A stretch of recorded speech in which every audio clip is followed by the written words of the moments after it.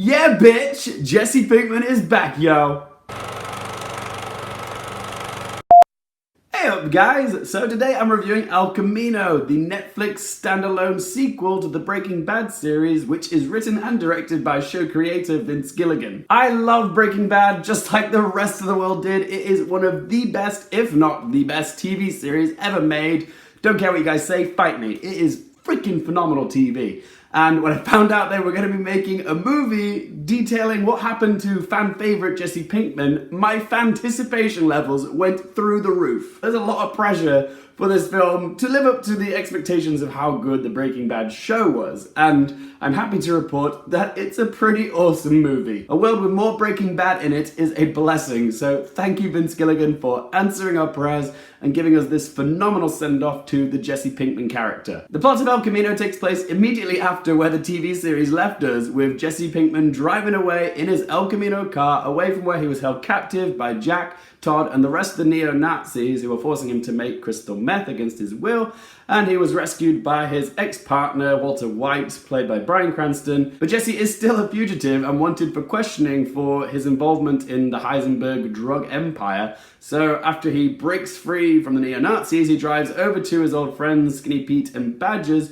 for help so he can disappear, start fresh with a new life, hopefully in Alaska. All he has to do is cobble together enough money to pay Robert Foster's vacuum repair cleaner guy to make him disappear. So the rest of the movie, we see him try to find this cash and also tie up some loose ends along the way. The central theme in Breaking Bad was change, because we watched how Walter White changed into Heisenberg.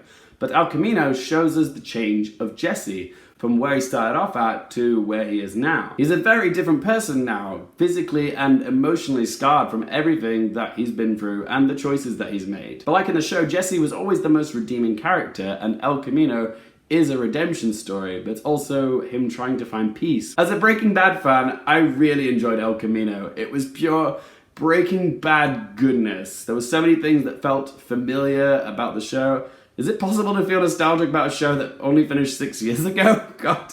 But there were so many things where I was like, yes, that was pure Breaking Bad, like the POV shots, the time lapses, the country music, of course, the sensational performance from Aaron Paul, that goes without saying. But one thing that I also liked about it is that Vince Gilligan didn't feel the need to throw too many bones to the fanboys of Breaking Bad. Like, there were Easter eggs and throwbacks to the TV series, like, oh, that was the tarantula from season 5 after Todd shot the kid off the bike. But there wasn't like loads of, fan service, if you know what I mean. It was more self-contained. Of course, there were some familiar faces and things that you recognize, but it didn't feel like it was pandering to the Breaking Bad crowd. But El Camino is also a well-written character piece about a broken and lost man trying to find his place in the world again. Aaron Paul once again crushes it as Jesse Pinkman. It's so wonderful to watch him step back into the role that made him a household name. But that's because Aaron Paul is so freaking good as Jesse Pinkman, and the same goes in El Camino. He is just a joy to watch. The cinematography in this film is classically Breaking Bad. It's done by Marshall Adams, who's done a good chunk of the Better Call Saul episodes and one Breaking Bad episode. And it's very scorched and hot and unforgiving. It gives the film that very neo-Western vibe. And you can tell that Vince Gilligan was inspired by the Western genre when he wrote this film, because it's got the whole felon on the run from the law, looking for redemption arc with Jesse Pinkman. And there's even a duel in it, in a sense, like a Pistols at Dawn kind of thing, just given a bit of a Breaking Bad sheen. And even the guns that Jesse acquires later in the film feel a little bit Western. I don't know too much about guns. Maybe someone can let me know in the comment section below what guns they were, but it looked like a Dellinger and a classic .22 hand pistol, and they just immediately screamed out to me, Western. I even got a little bit of a Dirty Harry vibe as well from it. Yeah, you can see the influences where Vince Gilligan has drawn from, and it's wonderful. It's gritty and it's enticing and it's very intimate and personal. Alright guys, now's the time to issue a massive spoiler warning, because I am going to be talking spoilers about the plot and stuff. So if you guys haven't seen El Camino and don't want it spoiled for you, I'm just going to put a little time frame now on the screen so you guys can jump to that so you don't get anything spoiled for you. But yes, venture further at your own risk. This is your last warning. Leave or jump ahead, okay? Right, let's talk spoilers. Holy freaking crap! How about them cameos? We got Jane, we got Mike, and we got the Mac Daddy of all possible Breaking Bad cameos. We got Walter White. Wow, I was just so freaking happy. I mean, I was happy to see Mike at the beginning, even though we've been watching him in Better Call Saul. But yeah, when Walter White came out of that motel room and they just walked down that corridor together, you know, almost with a little bit of swagger, I was just like, I was fangirling so hard. It was just so good to see one of the best on-screen TV pairings back together again. I mean, it was a little bit obvious that Bryan Cranston was wearing a bald cap because his head looked a little bit bigger than it did when he actually shaved it when he was doing the show. But yes, oh, I was still so giddy with glee to see them again. The thing about all these cameos was that Vince Gilligan smartly knew how to incorporate them because each one of them, Mike, Jane, and Walt, all impart a little bit of wisdom for Jesse, which sort of ties into where he is at the end of the film when he's driving around in Alaska. At the flashback at the beginning of the film when we see Mike, he says to Jesse that only he can decide what's best for him. And then at the end of the film when we see Jane, she says that her philosophy of allowing the universe to take you where you're supposed to go is short-sighted and that you should really make that choice as to where you want to go.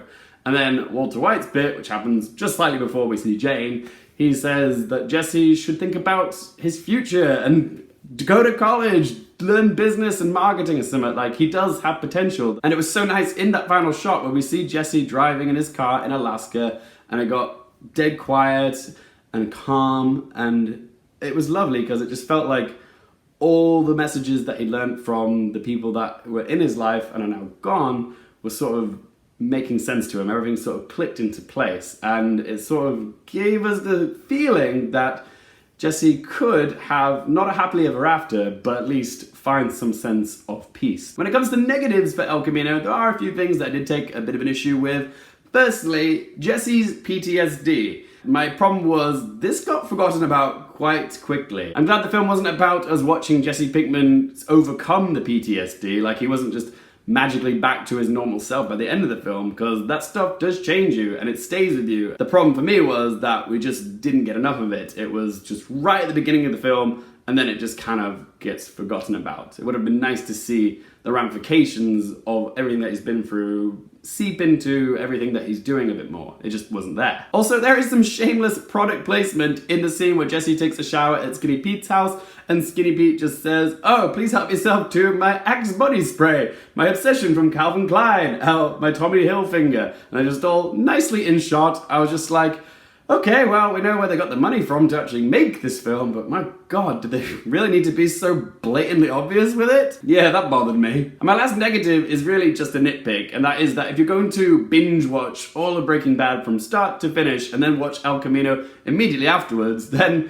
you will notice there is a 6-year age difference with a lot of the characters that are in it. Time waits for no person, and yes, you can tell that some of the actors have visibly aged by 6 years. I think Jesse Plemmons was the most noticeable for me, but we just have to accept it. It is what it is. I guess Netflix were pooling all of their money into the de-aging software for the other big film that's coming out, The Irishman. But in the end, guys, I really enjoyed El Camino. It was like an epilogue for one of TV's most awesome characters. It's got all the flavors of what made Breaking Bad so distinctive, but at times it does feel like a 2-hour-long TV special rather than a movie, because as soon as the movie starts, Vince Gilligan's script presumes everyone who's watching is familiar with the show and all the history of what's gone on with all the characters and whatnot. So if you are someone who's never watched Breaking Bad, you'll probably be a bit lost. For fans like us, it's great because we don't need the exposition given to us again, but for newcomers, it would be helpful to have it. Bit of a double-edged sword. Right, guys, so it's time to ask those 3 questions. Number 1, will I watch this again? Absolutely. Breaking Bad is one of the shows that I'm going to watch start to end at least another 10 times in my life, and yes, I will be watching El Camino at the end of it for the little epilogue. So yes, I'm definitely going to watch it again. Question number 2, am I going to recommend it for you guys? This is a definite must watch for all Breaking Bad fans. It is incredible. But if you haven't seen Breaking Bad, then probably give it a miss, because you do kind of need to know all the pre-existing knowledge of the Breaking Bad lore in order to understand a lot of it. So not for people who haven't seen it, but for everyone that has seen Breaking Bad, which is what, 90% of the Western population, then yes, watch it. And question number 3, what score am I going to give it out of 10? It's by no means a perfect movie, there are some flaws in it, so I'm going to give El Camino, a Breaking Bad movie, a score of 7 out of 10. There we go, guys, that is my review for El Camino. But remember, as always, this is just one bloke's opinion. I want to hear from you guys. What did you guys think of El Camino? Did it live up to your expectations? Was it just as good as Breaking Bad? Was it better? Was it worse? I want to know. What did you guys think? Whatever your thoughts, be sure to let your voices be heard in the comments section down below. If you guys have enjoyed this video and think I might deserve it, consider hitting that thumbs up button. Maybe consider hitting subscribe so you can stay up to date with all my future content. And if you want to follow me on Twitter, Instagram, all those links are down in that video description below. Thanks so much for watching, guys. For more things related to movies, TV, and popcorn culture, I'm Luke Airfield, and I'll see you next time.